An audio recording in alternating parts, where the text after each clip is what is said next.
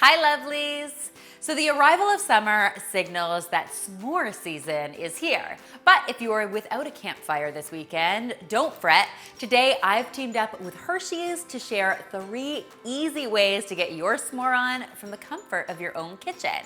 That means all the s'more deliciousness with none of those pesky mosquitoes.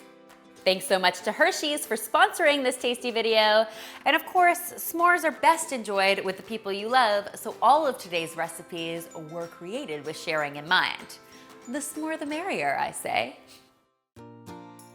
First up today, we are making some s'more skillet nachos.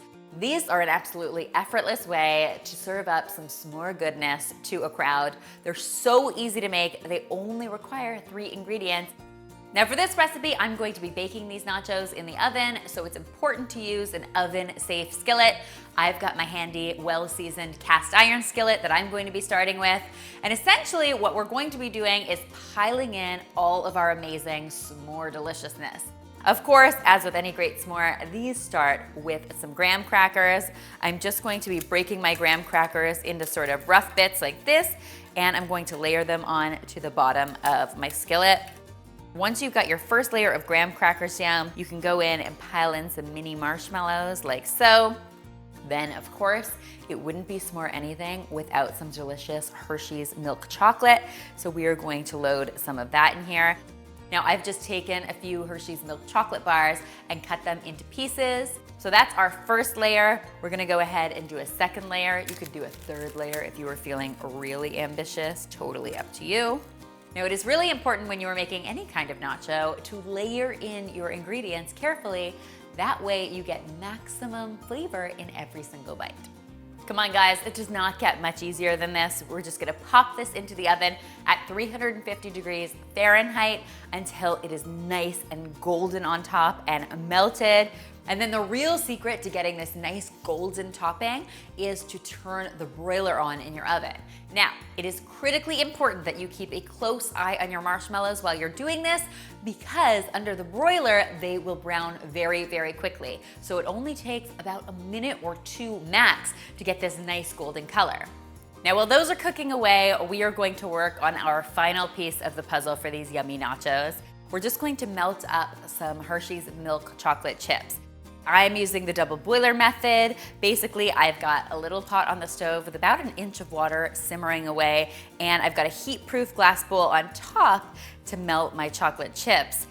And then you can basically just spoon that goodness over top. In my world, there's really no such thing as too much chocolate. You just know this is gonna be good.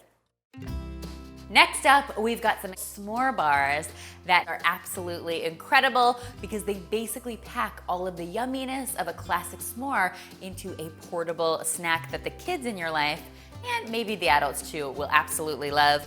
We're going to be starting by melting some butter in a nice big pot on the stove. It's important to use a big pot because we're going to be stirring all of our ingredients in it. The best part is while that butter melts, go ahead and just snack on some marshmallows. Once your butter is melted, you can pile in your mini marshmallows, and then we'll cook those up for between 3 and 4 minutes, stirring them constantly until the marshmallows are completely melted and nice and ooey and gooey. Oh my gosh, it smells like my childhood in here. At this point, it is time to load in our graham cereal. That's the secret to making these extra delicious. You'll want to stir it so everything is thoroughly coated, and then you can transfer that mixture into a parchment-lined baking dish. Trust me, the parchment paper is going to make your life so much easier. That will help you lift these out once they're completely set. Makes cutting them a whole lot easier. Once you've got that mixture in your dish, you can go ahead and press it down really tight. You wanna make sure you get it spread out into an even layer and even into the corners. As soon as that mixture is pressed into your pan, you can go ahead and top it with even more marshmallow. And we'll get this under the broiler for, again, another 1 to 2 minutes. Okay, my entire kitchen smells like toasted marshmallows. And if you think this is good, just wait, we're not done yet. I'm going to do an awesome chocolate drizzle. Once again, I've got my double boiler on the stove, and I'm just going to stir my chocolate until it's totally melted. I'll just use a spoon to drizzle it over top of our bars. And then you can get these into the refrigerator or the freezer to set for between 15 minutes and 30 minutes until that chocolate has hardened. Trust me, lovelies, your patience will be rewarded because what you end up with is this deliciousness, just ready to be cut into. I mean, come on. I promise you, these yummy treats will not last long. They are the perfect addition to any summer potluck. Finally, we're whipping up some cool and creamy s'more milkshakes that are perfect for entertaining and will leave your guests begging for s'more. To get started, I'm going to be adding a fancy graham cracker rim to each of my glasses. To do that, I'm just going to dip the rim of the glass into some chocolate syrup and then into some graham cracker crumbs. You can either buy graham cracker crumbs already crumbled, or of course take some regular graham crackers and then just run them through the food processor until they're in crumb form. Now, the real secret to making this milkshake something special is to actually toast your marshmallows before they go in the blender. You could just put your plain marshmallows in the blender, but of course, toasting the marshmallows is sort of the essence of a s'more. So I'm just going to arrange some jumbo marshmallows on a baking sheet and then pop them under the broiler for 1 to 2 minutes or until they are nice and golden. And now, my friends, it's time to bring it all together. We are starting, of course, with some chocolate ice cream. To that, I'll add my toasted marshmallows, some crumbled graham crackers, and of course some milk, because these are milkshakes after all. This is getting outrageous, wouldn't you agree? For even more chocolatey goodness, I'm adding a good hit of chocolate syrup to this. Then I'll just pop the lid on my blender and let it blend away. These delicious milkshakes are best served topped with more toasted marshmallow, graham cracker, and some chocolate for good measure.